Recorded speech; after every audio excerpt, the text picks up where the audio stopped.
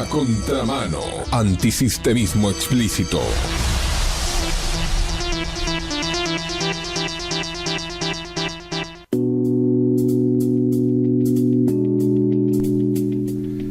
Buenas tardes, aquí estamos una vez más haciendo antisistemismo explícito por la RZ, porque nosotros somos antisistema y hoy vamos a estar más antisistema que nunca. El antisistemismo de hoy va a ser un antisistemismo histórico, porque toda la historia que nos contaron, la versión Villiquen, fue redactada en base a transgiversación, ocultamiento u omisión de los hechos históricos para acomodarla de acuerdo a la necesidad del que ganó la guerra. Porque, como dicen, eso de que la historia la escriben los que ganan, pero entonces quiere decir que hay otra historia. Bueno, la historia argentina es toda una serie de sanatas, farsas y mentiras. El verdadero acto antisistema va a ser hacer el revisionismo de la historia argentina para que se sepa la verdad de cómo es nuestra historia. Y ese día, recién ese día, y solo ese día, vamos a poder construir una nación libre, justa y soberana. Jamás vamos a poder hacerlo antes. Mientras no lo hagamos, vamos a ser siempre esta republiqueta bananera, totalmente sometida al poder global. Pero bueno, para intentar esta proeza que hoy propongo, lo invité a Patricio Lons, que acá lo tengo a mi lado. ¿Cómo te va, Patricio? Hola, Quique, ¿cómo andás? Y ¿te gustaría que te diga cómo se dice esa historia sanateada en lenguaje elegante? A ver. Hay una frase en latín que se llama ad usum delfini, o al uso del delfín. Ajá. Claro, resulta que en un momento, muere el rey de Francia y el delfín era chiquitito, entonces sí. Bueno, hay que prepararlo rápido. Por supuesto hay gente, pero que más o menos explicarle rápido la metodología de trabajo para que este chico pueda hacer algo. Entonces le preparan todo, una explicación muy simple. Entonces decía, explicaciones al uso del delfín, a lo que puede entender un chico. Uh-huh. Me parece que el pibe después era un ave de cerebro y caminó bien. Sí. Pero era eso, al uso del delfín. Bueno, eso es una expresión que se utiliza para explicar la historia. Acá se quiere una apologética al uso del delfín, a lo que puede entender un pueblo al que le están usurpando la historia. Al comienzo la hacen, como había testigos presenciales, Mitre macanea bastante, pero no puede tapar todo. Uh-huh. En Filipinas es muy simple, los yanquis mataron 3 millones de filipinos y a partir de mañana se dice que España es mala y se acabó la historia, pero con una pistola en la nuca. Acá no se podía hacer porque los caudillos peleaban. Entonces se fue haciendo una historia de a poquitito que las nuevas corrientes inmigratorias, a partir de 1880, 1890, sí se la tragan, porque ellos no habían vivido. Viste que siempre tenés discusiones o con un nieto de italianos o de sirios que te dice, cuando nosotros peleamos junto a San Martín, digo, no, para. Tus tatarabuelos y chosnos estarían peleando en Sicilia, vaya a ser por quién, y en Siria tal vez contra los franceses, no sé qué pasaría en 1810 en Siria, pero acá no tenía nada que ver. Y medio que se les cae, el mundo abajo, porque ellos necesitan comprar una historia, un mito artúrico. La nación necesita el mito del rey Arturo adaptado a su propia historia. Todos lo tienen. Entonces acá medio que le rompe un poco el esquema. Pero al contrario, yo le digo, si usted sabe lo que pasó, ahí podemos construir, como vos dijiste, una nación justa, libre y soberana. Sin saber cómo te caíste al pozo, no hay manera de salir de él. No, ahí estamos atrapados en esta mentira. Pero para también sacar a la luz la verdad de la historia, vos organizaste esto de la Semana de la Hispanidad. ¿De qué se trata esto? Mira, esa fue la inquietud de Marcela, que me acompaña en esto, que me dijo, tenemos que hacerlo. ¿Quién es Marcela? Es mi socia en YouTube y en mi portal. Ajá, ¿Marcela cuánto? Nardín. Marcela Nardín. Bueno, en una próxima traela también a Marcela. La tenemos que traer, Nardín. Sí. Creo que pasa es que todo el mundo ya me manda saludos para Marcela, pero sí, es Marcela Nardín, es una gran amiga, y que ella vio esto desde otro ángulo y dijo, bueno, acá tenemos que lanzarnos a hacer algo distinto. Entonces me dijo, todos dicen hay que hacer. ¿Por qué no podemos ser los argentinos los primeros en que salgamos a defender nuestra identidad común? Y ni ella ni yo tenemos apellidos españoles. Ella tiene apellido italiano y yo tengo apellido francés. Entonces, pero cuando hablamos de la hispanidad, hablamos del acervo común que tenemos 700 millones de personas. No estamos hablando de volver a formar parte del Reino de España porque los imperios no vuelven en realidad. Así como hoy no ves a españoles, alemanes, franceses, rumanos o ingleses queriendo volver a formar el Imperio Romano. Pero de alguna manera Europa, por lo menos parcialmente, en la Unión Europea, mutatis mutandis, porque no es lo mismo, han recreado ese imperio con una Unión Europea. Bueno, algo es algo, ¿no es cierto? Han encontrado vasos comunicantes, elementos comunes y han hecho varias cosas en común. Entonces ellos tienen hasta fuerzas armadas en común y moneda en común y leyes en común. Entonces un mercado en común. Bueno, ¿por qué los 700 millones de personas que compartimos un idioma no podemos tener un mercado en común? Yo te digo que esto hasta le sirve a los norteamericanos. Mira, los yanquis, como le ha explicado Gabriel Fossa o Marcelo Gullo también, en 20 años vamos a ver si manejan ellos, si son ellos la primera potencia o son los chinos. Hay toda una teoría económica que dice que el mayor número de población sí o sí te lleva a ser el primero. Pero creo que a Estados Unidos le vendría muy bien aprovechar todo el sur español de los Estados Unidos, fomentarlo y usarlo como puente, ¿no es cierto?, de las relaciones entre el mundo hispánico y el mundo estadounidense para formar un bloque continental más fuerte. A ellos les conviene una hispanidad poderosa, no debilitada con la bota de ellos encima nuestra. Eso es lo que tienen que aprender. Vamos a ver si lo logran aprender, ¿no es cierto? Pero deberían aprenderlo. Bueno, a ver, por esta iniciativa tuya de la Semana de la Hispanidad, estás juntando a muchos revisionistas, tenés la intención de hacer muchos programas, pero también te están dando un premio desde España, el premio Hispanidad Capitán Tallo. ¿Vas a estar en Pamplona el 12 de octubre recibiéndolo? No voy a poder viajar, lamentablemente. Soy un humilde docente, sí. Pero sí, posiblemente algunos amigos míos lo van a recibir en mi nombre y me lo harán llegar. Si es la comunión tradicionalista carlista, el carlismo en el pensamiento político español sería algo parecido a nuestros caudillos federales del siglo XIX, una cosa así. Y ellos dan un premio anual. El año pasado se le dieron a María Elvira Roca Barea, que es la historiadora en este momento más importante de España, y yo creo que soy el primer argentino que lo recibe. Qué bien. Entonces, lanzamos con eso.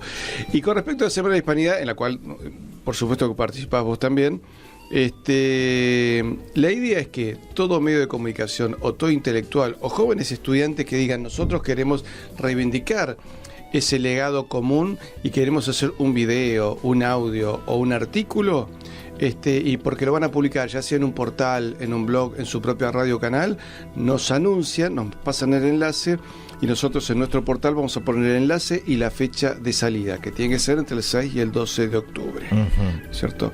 Así que es muy fácil, prácticamente está abierto a todo el mundo y está participando gente de distintas corrientes de pensamiento político, incluso de distintas religiones, pero que todos defienden el mismo acervo histórico común de todo un continente que no debió haberse separado nunca. Es verdad, siempre yo me cuestiono cómo es posible que desde Ushuaia, desde la isla de Tierra del Fuego, hasta bien profundo en los Estados Unidos, a ver, no solo Oregon, te hablo de Texas y de California, Oregon, Montana. Claro, todo eso tiene nombres españoles. ¿Cómo es posible que desde allá todos tenemos el mismo idioma, todos tenemos la misma cultura, todos tenemos la misma religión, la misma historia? ¿Y cómo es posible que somos 70 republiquetas bananeras? Sí, ¿cómo es posible? Pero bueno, pará. Irrelevantes, ¿no? Déjame pasarte una grabación que nos manda el amigo que vos recién mencionabas, Gabriel Fossa. Vamos a escucharlo a Gabriel Fossa. Bueno, hola, Quique Romero. Muchas gracias por participar del programa. Mi nombre es Gabriel Fossa, analista político, también revisionista histórico e hispanista, en donde va a ser un placer participar en esto con Patricio y Manuel y contigo, en este revisionismo sobre la historia de Hispanoamérica y del Imperio Español, ¿no? en donde cabe aclarar que éramos provincias españolas y no colonias a lo que sería como lo tendrían los británicos o los holandeses o franceses, sino que éramos parte del gran imperio con provincias de ultramar, ¿sí? Realmente es colosal lo que generó el imperio español en toda Hispanoamérica. Si uno toma conciencia desde California prácticamente hasta Buenos Aires y lo que sería la parte de Chile, que fue la capitanía, es una obra única a nivel en el mundo y universal, en donde se pudo amalgamar toda una cultura y una tradición católica greco-romana, en donde fuimos herederos de esa gran tradición castellana, española, de la corona de Aragón y de Castilla, ¿no? Así que bueno, es muy importante ver el tema del revisionismo de nuestra historia, de toda Hispanoamérica, en donde realmente las independencias fueron organizadas por el Foreign Office británico, ¿sí? En donde sus agentes, San Martín, Bolívar, Miranda, O'Higgins, fueron piezas claves de esta balcanización premeditada, en donde justamente el rey de España en esos momentos, Fernando VII, fue capturado por Napoleón y se aprovechó todo este tipo de tropelía, ¿sí? En donde pasa a estar en cierta forma aliada España de Inglaterra, su eterno enemigo.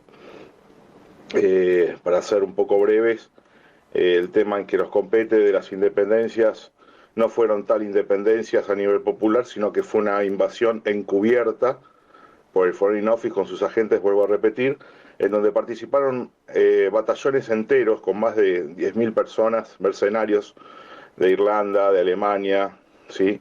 De Italia, mismo de lo que es la Gran Bretaña, para participar de esta secesión y división y trozamiento del Imperio Español, en donde tierras inmensamente ricas, en todos los sentidos, en agua, en minería, en prados para cosechar, sembrar, fue premeditado a través de las logias británicas masónicas, también logias francesas participaron de esto, y mismo las logias entrando en mismo España, ¿sí? Gran parte fue la gran logia en Cádiz, donde se genera todo esto, justamente muy cerca de Gibraltar.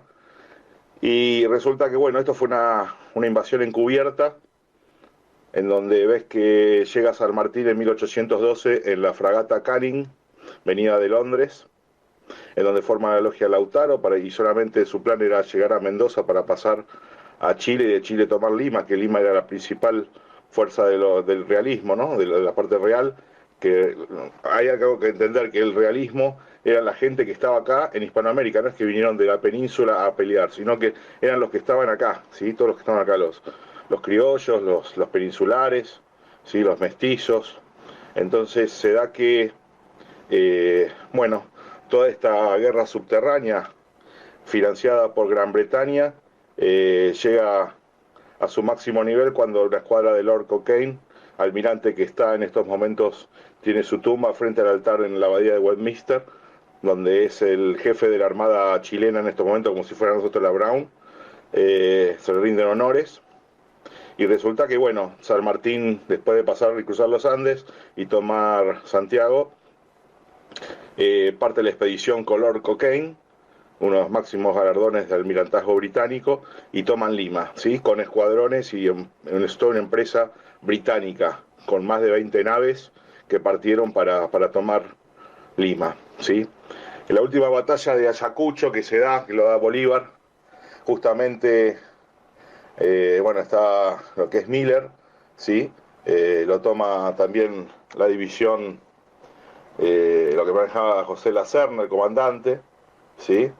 Y bueno, justamente la última batalla, que es la de Ayacucho, es la que toma relieve y se termina las independencias aquí, en donde justamente ya queda totalmente el imperio tomado y bueno, San Martín, cuando toma Perú, Lima, se genera un empréstito ya para pagarle a la corona británica, saquean el tesoro de Lima y es transportado por Lord Cochrane previo pago a algunos chilenos mercenarios por los servicios, propuesto ese dinero se va a Londres, como sucedió con Beresford aquí en en las invasiones inglesas, ¿sí? De 1806-1807. Cabe destacar que, bueno, San Martín era amigo de Beresford, bueno, se conocían perfectamente y todo esto hay que reverlo, de nuestras independencias, que fue un tema geopolítico totalmente, ¿sí?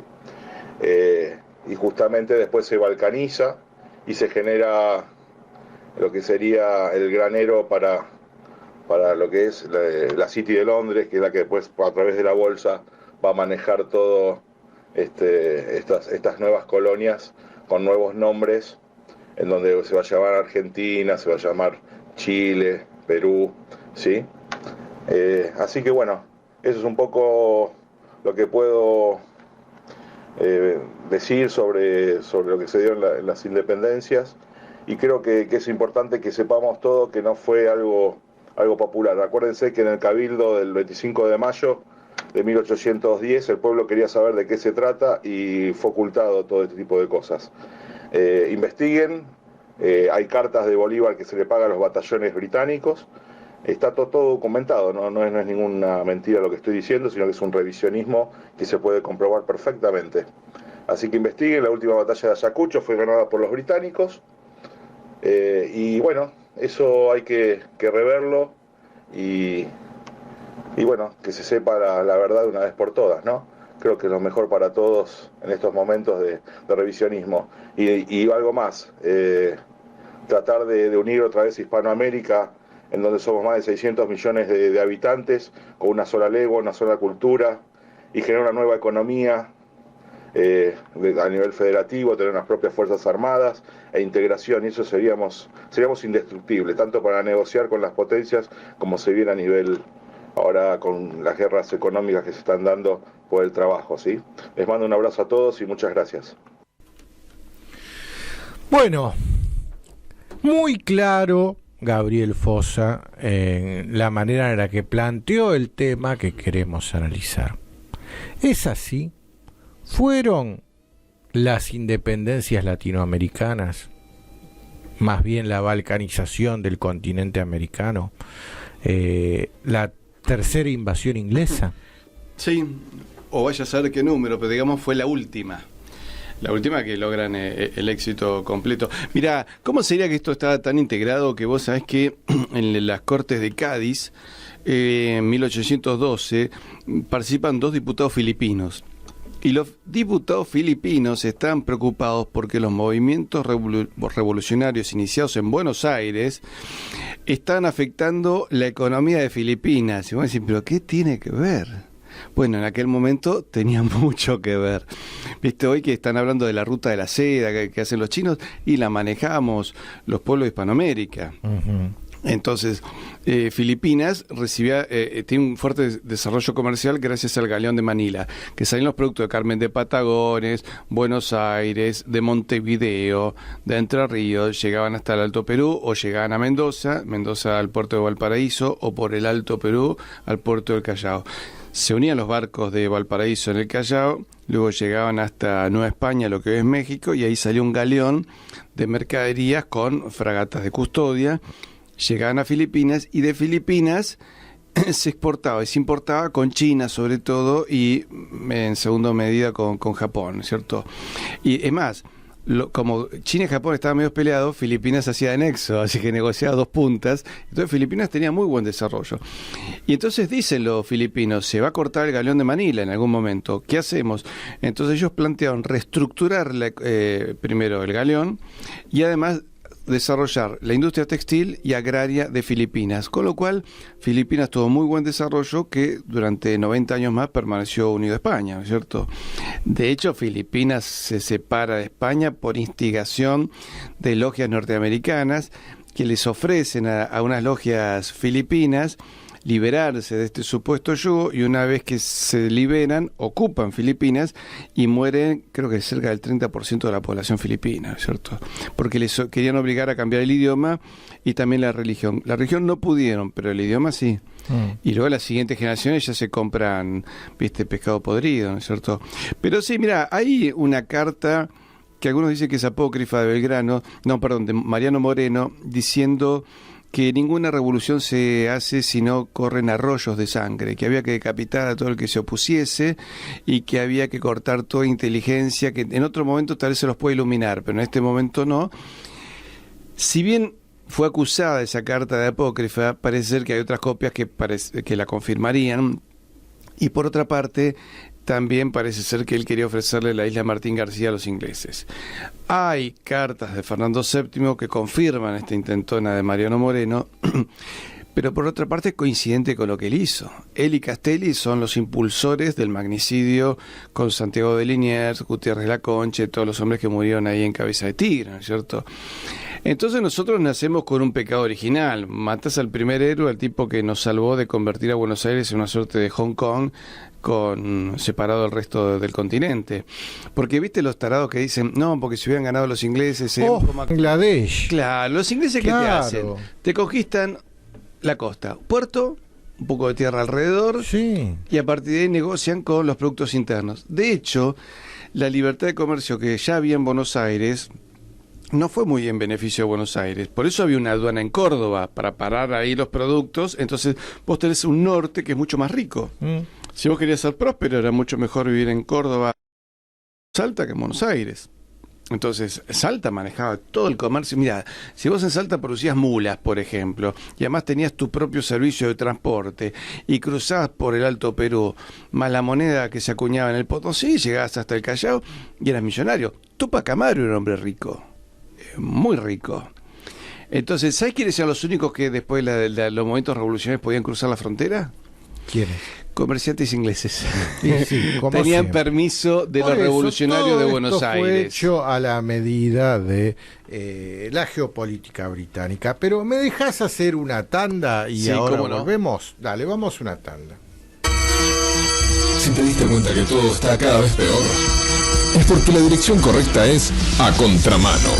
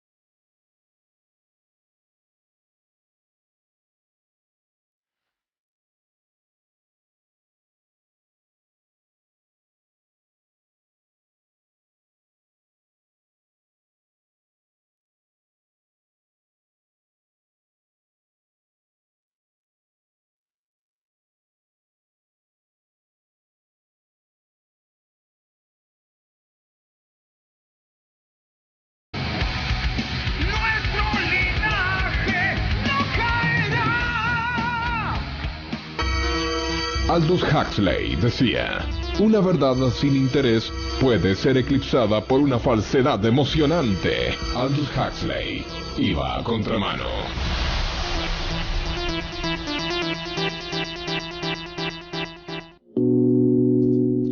Bueno, lo que escuchábamos recién en esta tanda, metal, hoy pusimos metal, porque a mí me gusta el metal, che, pero hay una banda que son seguidores nuestros, los muchachos, Matras, que me hicieron llegar su último trabajo, Sociedades Secretas, que lo estuve escuchando en el auto, era parte de lo que escuchábamos. El tema que escuchábamos recién se llama Hermandad, y muy bueno esta gente, así que yo le agradezco a Gustavo Rubén, que me hizo llegar su último trabajo, pero bueno, ténganla en cuenta esta banda de metal, Matras. Y bueno, para seguir continuando con el tema que presentamos de entrada, lo tenemos en línea a Manuel Castro.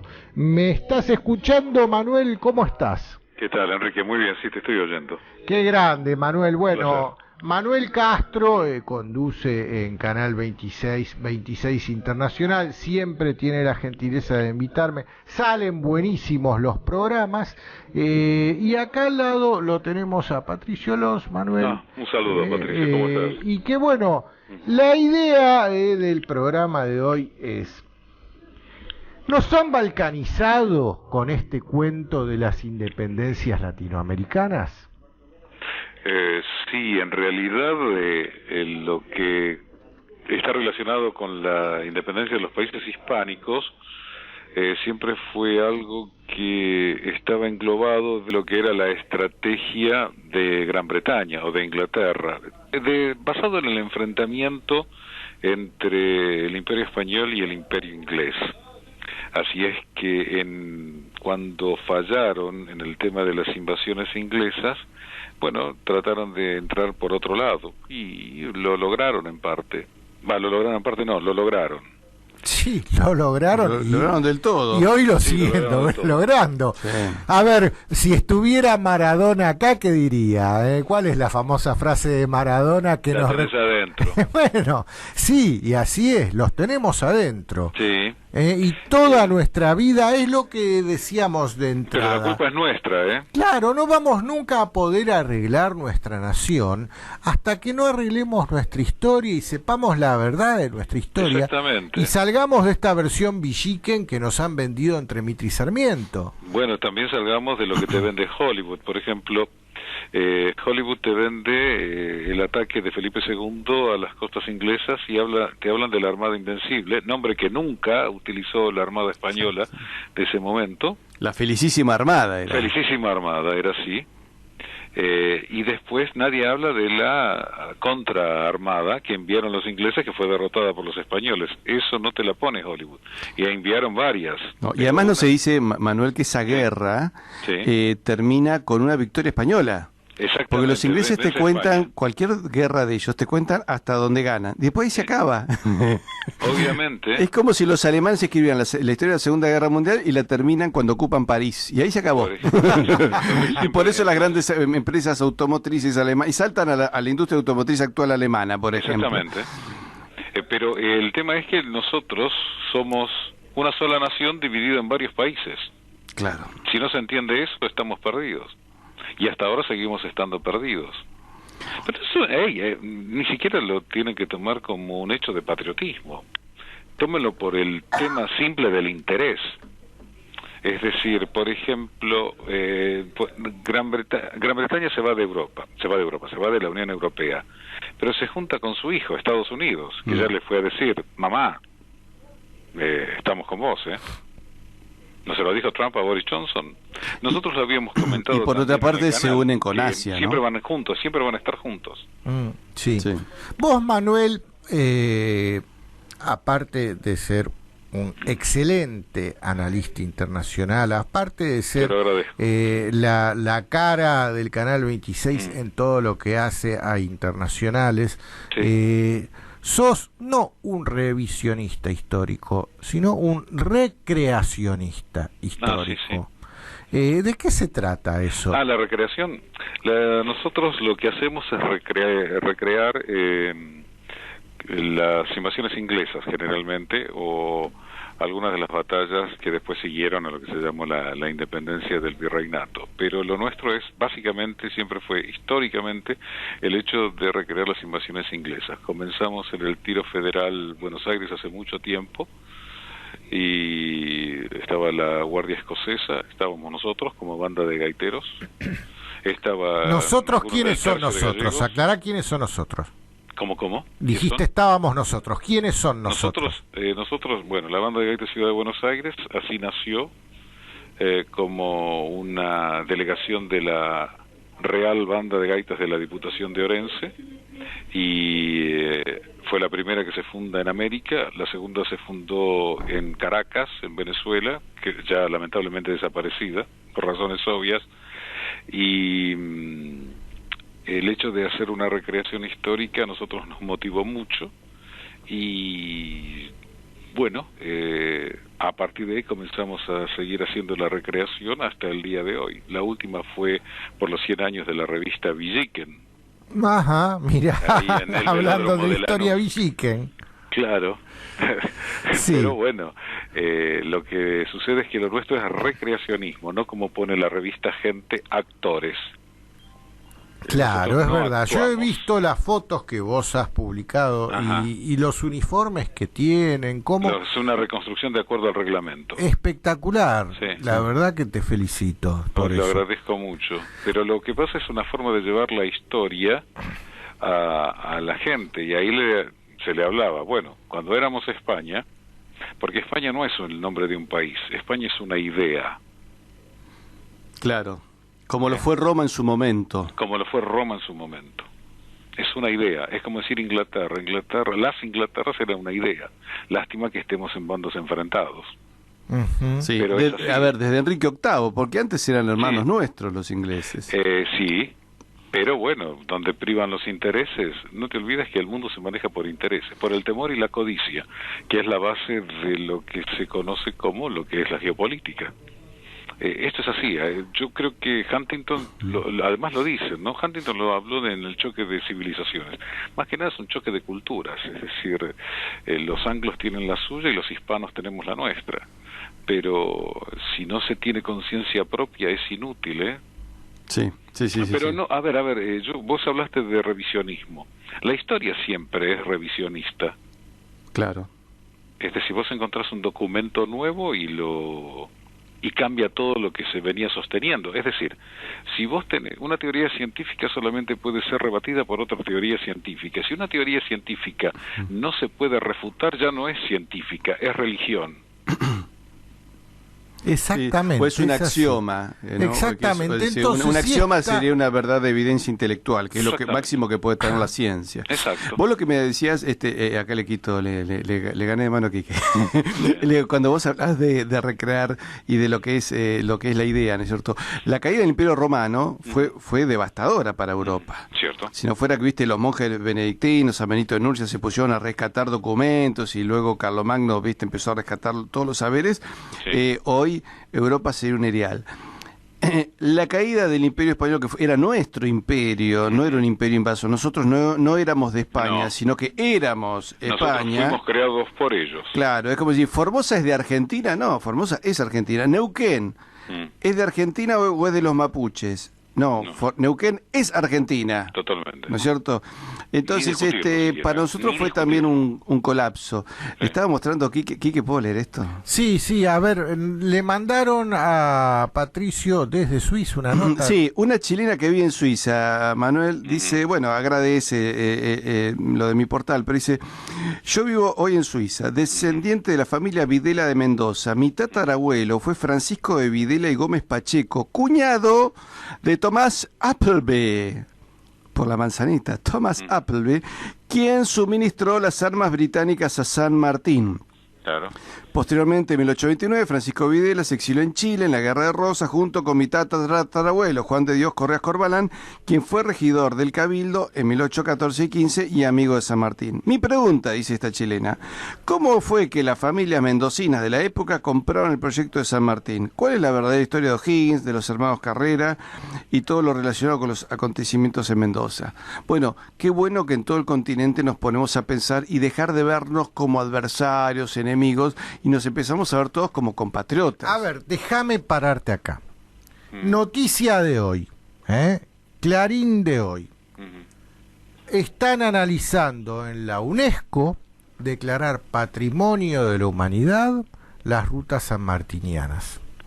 La ruta que usó San Martín para cruzar los Andes. A ver, yo soy un total detractor de la UNESCO, porque la UNESCO a lo único que se dedica es a hacer el inventario de los bienes que hay en el planeta para a favor de quien se los va a llevar después, obviamente. Nada es patrimonio de la humanidad de lo que hay en este país. Todo lo que hay en este país es patrimonio de los argentinos. Y si los argentinos queremos compartir nuestro patrimonio con el resto de la humanidad, bienvenido sea, pero no es patrimonio de la humanidad. Porque nos están arrastrando hacia una especie de comunismo mental en lo que hace a los bienes públicos de los Estados-naciones soberanos. Y no es así para nada. Pero bueno, el hecho es estas rutas sanmartinianas. Y recién también Gabriel Fossa hablaba de la batalla de Ayacucho. Y también la historia nunca nos cuenta cómo hizo San Martín para trasladarse, una vez que cruzó los Andes, desde Chile hasta Perú y conquistar el Perú por mar. ¿Cómo hizo? Si no eran marinos. La Marina Británica justamente estaba de casualidad. Exacto. Habían pasado por ahí, vieron luz, golpearon la puerta. Vieron que San Martín bajaba en burro de los Andes. Tenemos una empresa de turismo que hace Valparaíso hasta el Callao. ¿Necesitan viajar? Sí, Trivago es más o menos, perdón por la publicidad. Una cosa así. Bueno, pero hay no te olvides que hubo un hermano de San Martín que murió en las Filipinas. Ese siguió fiel a la corona. Sí, y curiosamente el hermano de Justo Rufino era funcionario del Ministerio de Guerra de Fernando VII. Claro. Que se cartean entre ellos, porque digamos que San Martín al final medio se da cuenta que los ingleses lo habían usado. Se da cuenta. De hecho, tiene una actitud muy digna en apoyo a Rosas. Y le envió una carta en su momento a la Cámara de los Comunes en Inglaterra para que frenen la agresión contra el Río de la Plata, carta que fue leída y que fue considerada en la posterior evaluación de las acciones a seguir por parte de Inglaterra. Pero en ese momento yo creo que estos hombres se equivocaron. Yo a veces, mira, más que juzgar a estos hombres que fueron hijos de su tiempo y que analizaron como ellos creyeron que podía ser mejor, tenemos que pensar, bueno, esto es lo que nos ocurrió. ¿Qué podemos hacer con este patrimonio común? Con este patrimonio común, ante un siglo XXI, donde los grandes poderes van a jugar duro, sucio y mal, ¿no es cierto? Lo están haciendo. Claro, nosotros necesitamos trabajar fuerte. Lo que dice Quique con respecto a la denuncia de la UNESCO, o UNASCO, que hablan del patrimonio común, le está pasando a Brasil, ¿no es cierto? Que ya muchos empiezan a decir, no, que el Amazonas es patrimonio común, ¿viste? De la humanidad, porque es el pulmón del planeta. Claro, el pulmón del planeta está en Rusia. Por supuesto. Entonces, el tema está que ante ese mundo difícil, porque vos fíjate, tenés China que avanza como primera potencia, Estados Unidos que no se quiere caer, Rusia que aparece ahí como adalid del cristianismo, la Unión Europea que no sabemos para dónde va a saltar. No, ellos tampoco saben para dónde van a saltar. Sí, y después Medio Oriente y el Islam, viste que es un polvorín. Entonces, en ese mundo conflictivo, creo que somos 700 millones de personas que debemos ponernos a pensar en equipo para poder defendernos uno contra el otro, ¿no? Uno sobre el otro, hombro con hombro. Sí, además que hay una lucha de intereses, eso es evidente, pero es brutal, es canibalesca ya, ¿eh? Sí, por supuesto. Lo que pasa es que está muy disimulada en ONGs, en asociaciones supranacionales, como es el caso de la ONU, que existe pero nadie sabe para qué. Bueno, sí sabemos para qué, que tiene sus trapos sucios de corrupción y violaciones. Sí. El caso de la UNESCO.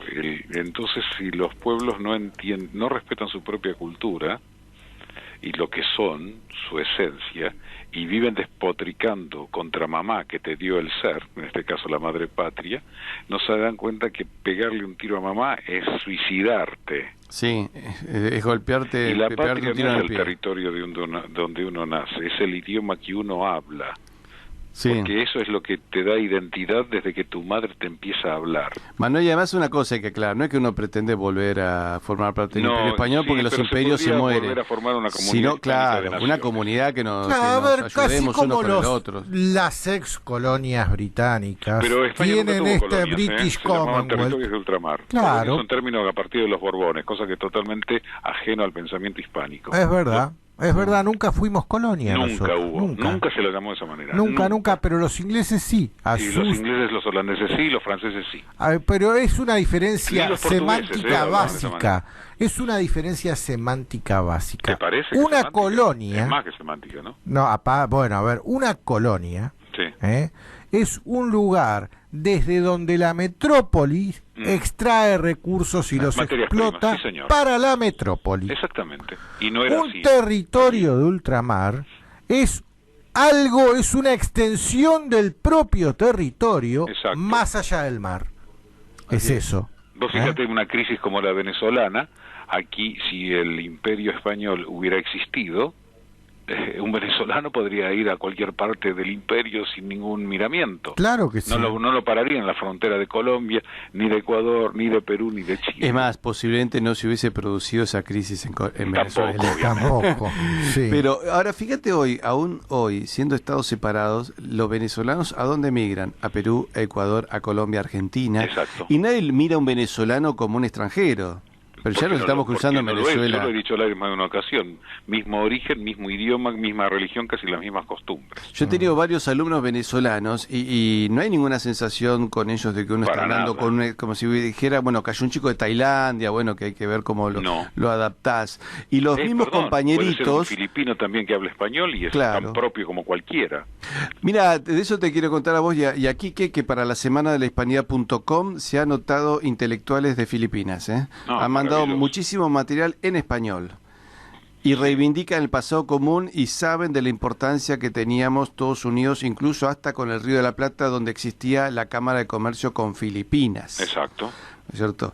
Lamentablemente, bueno, ya en 1810 se veían los espías ingleses, los comerciantes ingleses. Nunca dejaron de irse. No, los Siempre tenemos hasta estuvieron. ahora.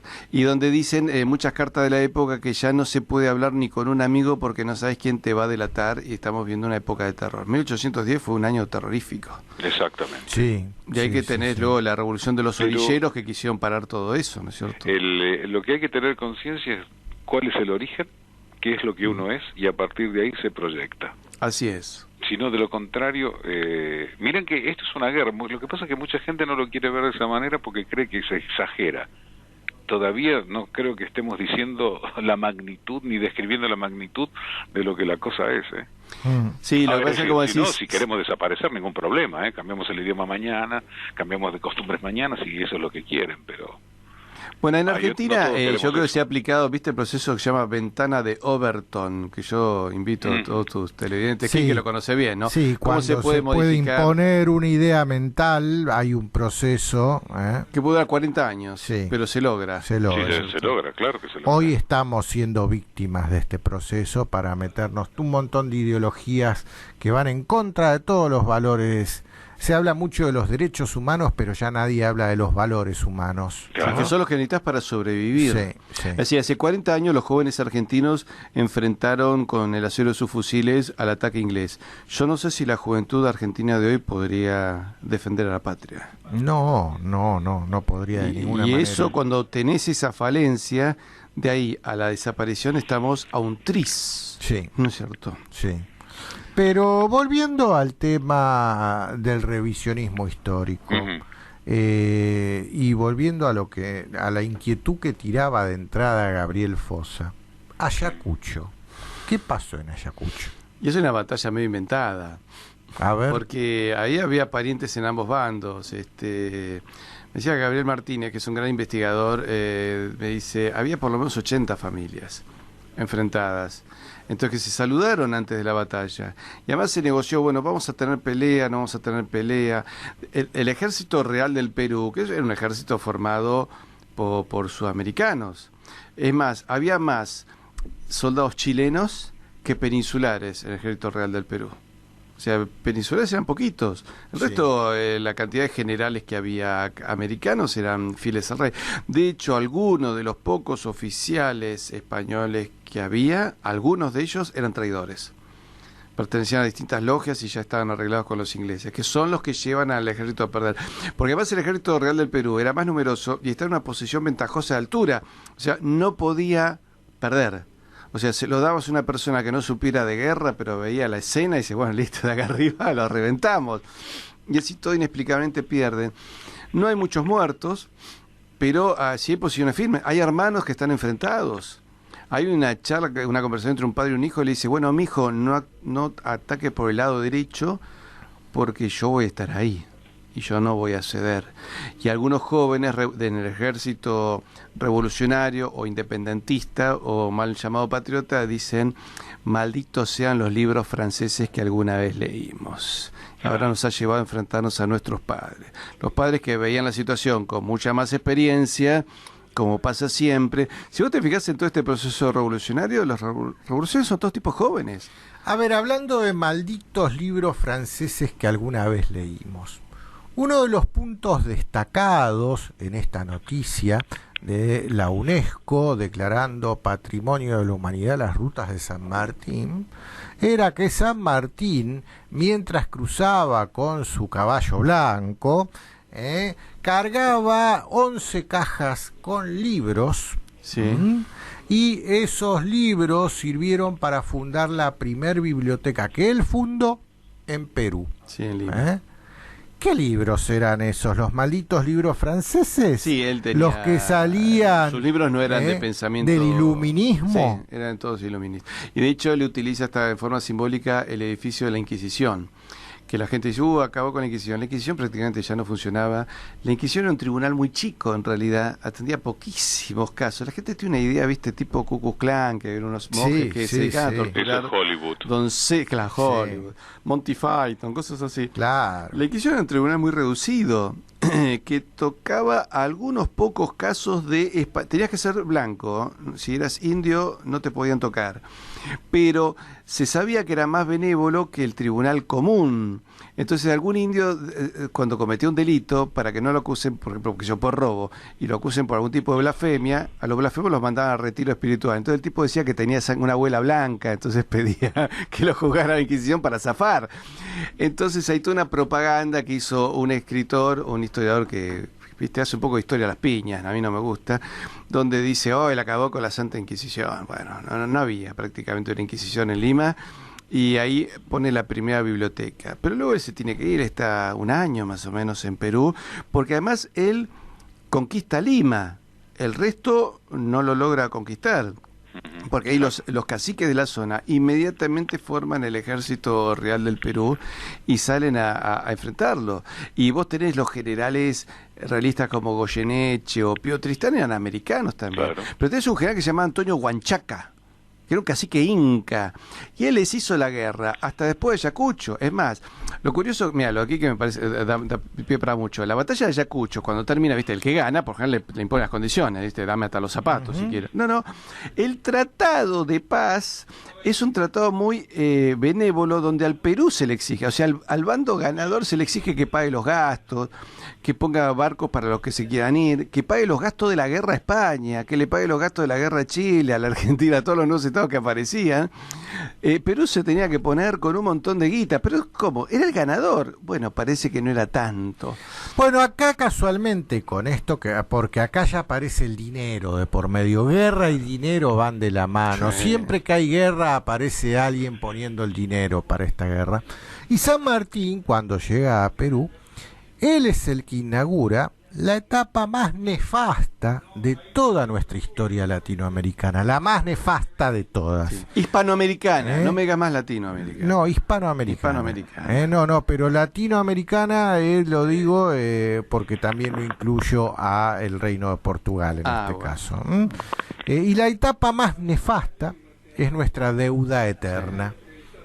San Martín, mientras era el protector del Perú, en ese breve año que estuvo, tuvo tiempo para inaugurar este proceso de tomar deuda con las bancas inglesas, casualmente con la Baring. Contrató el primer empréstito que se contrató en estas tierras, lo firmó San Martín, a negociarlo en Londres mandó a sus amigos, al doctor Paroicien y a García del Río, y fue con la banca Baring Brothers. Son varios millones de libras que en 1822. Dejan al Perú postrado, y la economía del Perú entre el año 1820 y 1824 baja a la 15ª parte.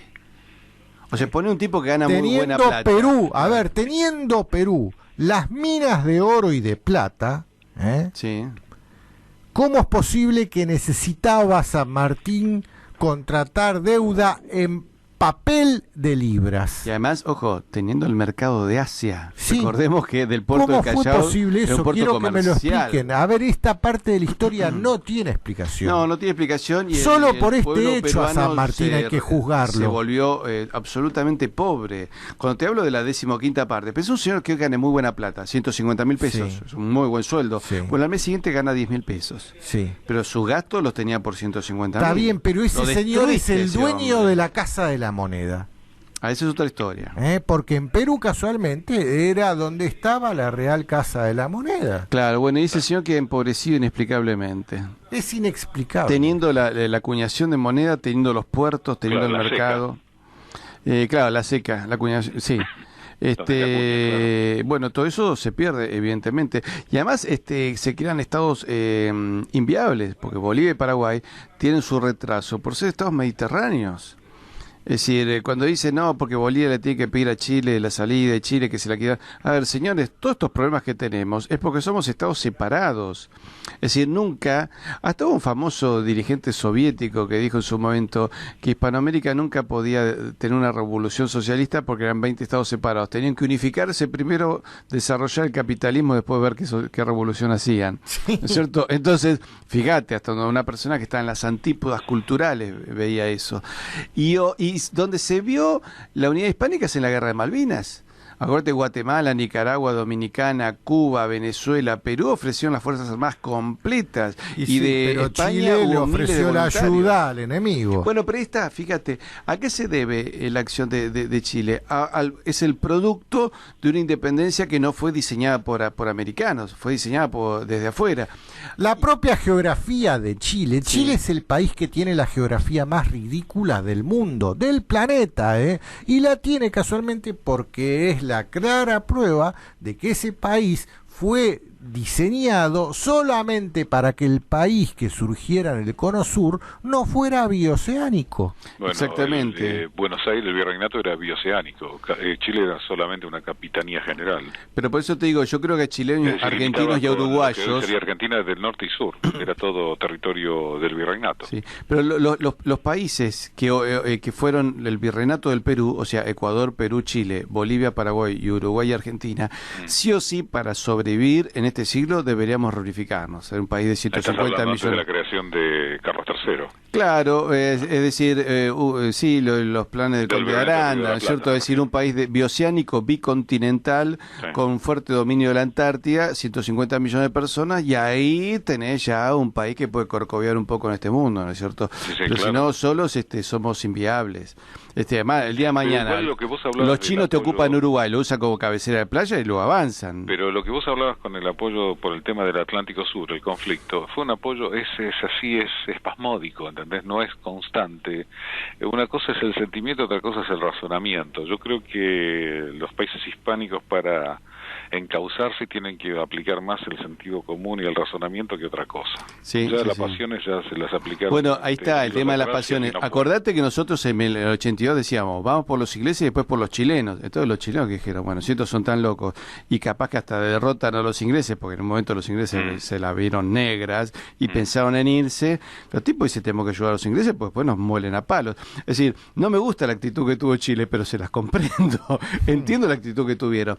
Sí. Ahora, después hay otro país, por ejemplo, Guatemala. ¿Vos sabés que nosotros a Guatemala le votamos en contra en el año 77 en el reclamo que ellos hacían por el territorio ocupado en Belice? Guatemala tiene su Malvinas, que es el territorio de Belice. Se lo ocuparon los ingleses. Ellos hacen un reclamo en la OEA para que todos lo apoyemos. La vieja Honduras británica. Claro, exactamente. Y al gobierno argentino se le ocurre votar en contra de Guatemala. ¿Podemos ser tan imbéciles? Y así sí, todos los tipos, 5 años después, en el 82 nos ofrece un regimiento de alta montaña de 350 comandos entrenados para el frío y se ofendieron porque nos rendimos sin haberles permitido a ellos venir a pelear.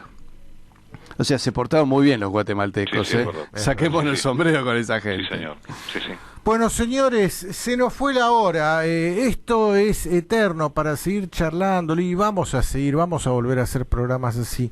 Pero lo primero que tenemos que tener en claro es comprender que somos lo que somos porque nos han engañado a lo largo de toda nuestra historia. Sí, el día que salgamos de este engaño, que nos saquemos las vendas de los ojos, desde ahí vamos a poder construir una nación, y si ese ejemplo es contagioso, tal vez seamos el faro de atracción que genere esta mancomunidad de los pueblos hispanoamericanos. Ojalá eso suceda algún día. Yo te agradezco mucho, Manuel, que hayas participado. A vos, Patricio, que te hayas acercado. Bueno, vos, Manuel, no pudiste acercarte porque hoy mismo estás en el canal a punto de grabar 26 Internacional. Sí, ya lo sé. Pero te agradezco mucho el llamado y no quería estar ausente. Por eso mismo. Pero, como le digo a Patricio, no hay que exaltarse ni apresurarse.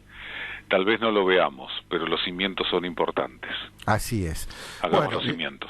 Manuel Quique, quiero agradecerles también e invitarlos nuevamente a todos tus oyentes a que participen en semanadelashispanidad.com y ahí pueden ver de qué manera cualquier ciudadano de habla español puede participar. Desde ya que sí. Bueno, muchas gracias a todos. Nosotros vamos a seguir haciendo antisistemismo explícito a contramano la semana que viene. Chau. Vamos a contramano, no porque nos guste ser antisistema, sino porque el sistema es anti nosotros. Hasta la próxima semana. Desde Buenos Aires, Argentina, vía internet hacia todo el mundo, transmite La RZ. Desde sus estudios ubicados en Avenida Callao 194, Ciudad Autónoma de Buenos Aires, La